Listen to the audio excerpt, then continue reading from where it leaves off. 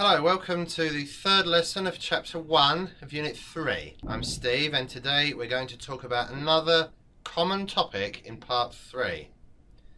Some people find questions about entertainment and recreation easier to answer than other broad topics. The questions in this part of the test may be about hobbies, sports, shopping, music, movies, and other leisure activities. Hypothetical questions and questions that allow you to state your preference and suggestions may also be asked. Part 3 questions are broad and challenging, so to successfully demonstrate your English proficiency, a good structure is needed.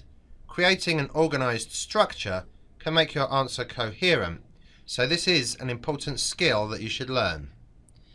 The PREP structure was introduced at the beginning of this course, and you should already be familiar with it. This structure is applicable to almost all questions in Part 3. To elaborate on an answer, giving reasons and examples is needed. In some questions, giving a conclusion is also required.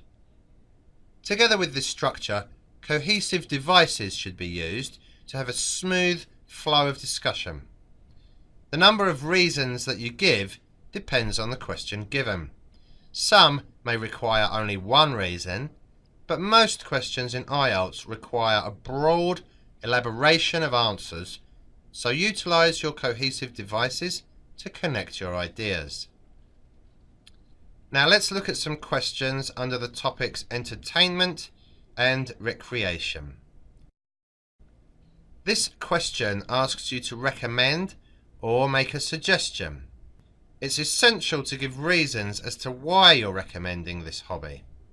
It would also be great to give some examples to support your answer, or at least to describe what you've recommended. The question can be answered using PREP structure. However, giving more than one reason and expanding the theme would be ideal in this question. So the more appropriate pattern to use would be PRERE. Some questions do not need conclusions, but others do. You have to know whether it's appropriate to give a conclusion or not. Observe how the PRE structure was used in this sample answer. The sample answer only used PRE structure because a conclusion was not needed. Notice how each point was given extensive details to elaborate the answer. In conclusion, the structure depends on the question, but PREP is the most recommended structure to use in Part 3, since this will allow you to coherently elaborate your answer. However, one sentence for each point is not enough, so try to add more details to each of them. Entertainment and recreation are quite interesting topics. Questions under these may also be quite easy to answer, but still, familiarise yourself with these topics and questions regarding them. That's all for today's lesson.